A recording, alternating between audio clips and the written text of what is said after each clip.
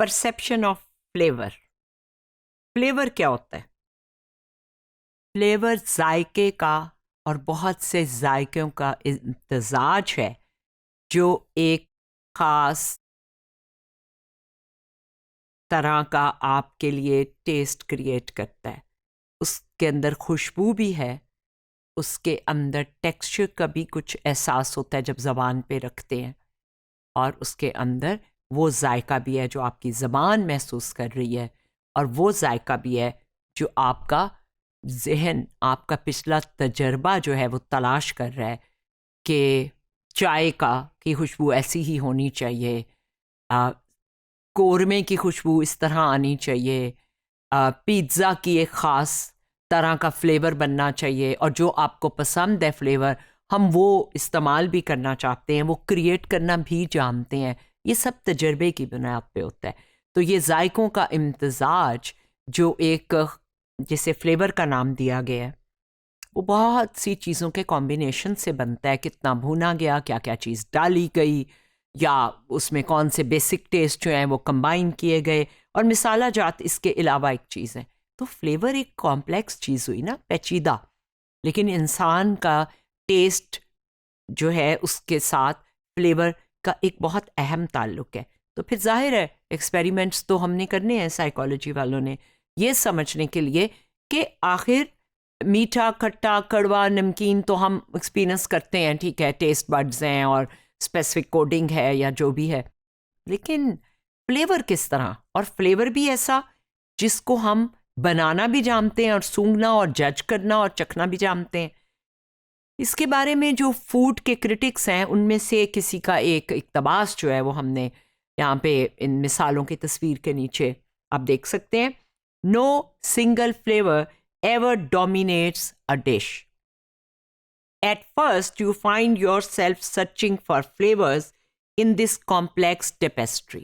एक पूरा जैसे एम्ब्रॉयडरी होती है, टेपेस्ट्री होती है, मंजर होता है, उसके अंदर आप फ्लेवर्स ढूंढ रहे हैं कि क्या क्या खुशबुएं और क्या क्या जायके आ रहे हैं इसमें, और वो किस तरह आपस में घुले मिले हैं. We are fascinated by the way they are woven together. In the end, you just give in and allow yourself to be seduced. Each meal is a roller coaster of sensations. तो हर खाना, dish जो आप खा रहे हैं वो एक ऐसे ही है जैसे आप सेंसेशंस की लहरों पे बह रहे हैं. ये फ्लेवर की एक डिटेक्शन के बारे में, फ्लेवर के बारे में एक तबसरा है एक ऐसी खातून का जो रेस्टोरेंट्स के खाने चखकर उनके बारे में तनकीदी मज़ामीन लिखती हैं एक बहुत बड़े इंटरनेशनल मैगजीन में. लोग जब घर से बाहर खाना खाते हैं तो जिंदा रहने के लिए नहीं कि हम मर रहे हैं, भूखे मर जाएंगे, वो खुशी के लिए, मज़े के लिए खाते हैं. फ्लेवर की जो इंजॉयमेंट है वो जितनी ज़्यादा है उतनी ही उसकी कॉम्प्लेक्सिटी भी है, उतनी ही वो बड़ा पेचीदा है कि हम परसीव कैसे करते हैं फ्लेवर को. ठीक है, हमारे रिसेप्टर्स ऑफ टेस्ट की स्टिमुलेशन होती है, और उसके अलावा खुशबू, स्मेल प्लस और सेंसेशंस होती हैं, इन सब को मिल के फ्लेवर बनता है. ये हमेशा एक कॉम्बिनेशन होता है. Flavour is equal to taste plus olfaction. Flavour is the overall impression that we experience from the combination of nasal and oral stimulation. If you taste or drink something closing your nostrils, जैसे नाक बंद करने से आवाज़ में फ़र्क पड़ता है, नाक बंद करने से टेस्ट में भी, डिटेक्ट करने में बहुत फ़र्क पड़ता है.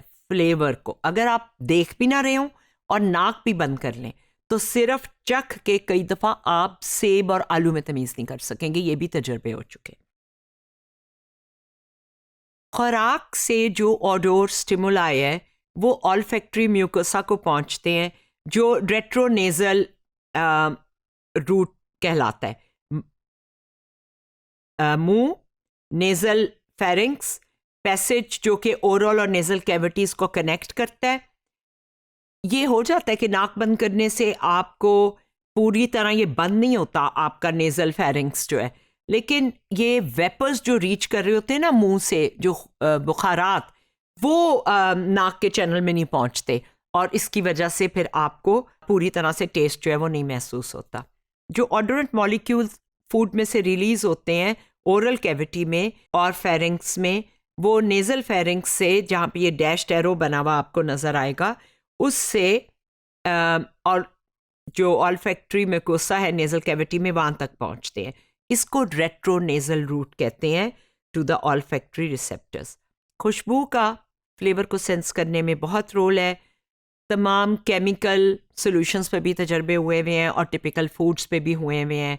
Most chemical and foods are affected if tasted with pinched nostrils. People going through chemotherapy lose flavor.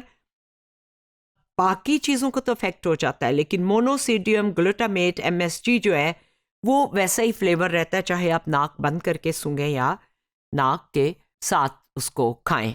आप खाएं नाक बंद करके तो उसका टेस्ट फ़र्क नहीं होता। ये MSG के ऊपर क्वालिटी है। तो ये जो चार्ट है ये हमें बता रहा है कि सोडियम, फेरस सल्फेट और MSG में स्वीट, साल्टी, सावर, बिटर, सोपी, metallic, sulphurous, tasteless and other ratings जो क्रॉस हैं वो ये रेटिंग्स बता रहे हैं कि लोगों ने इसको किस तरह की फ्लेवर की रेटिंग दी है। और जैसे कि हम देख रहे हैं कि ओपन और क्लैम्प्ड का मतलब है कि नाक बंद है या खुली है। MSG में कोई फ़र्क नहीं पड़ रहा, बाकी दो जो सोडियम है और सल्फेट है उनमें फ़र्क पड़ रहा है।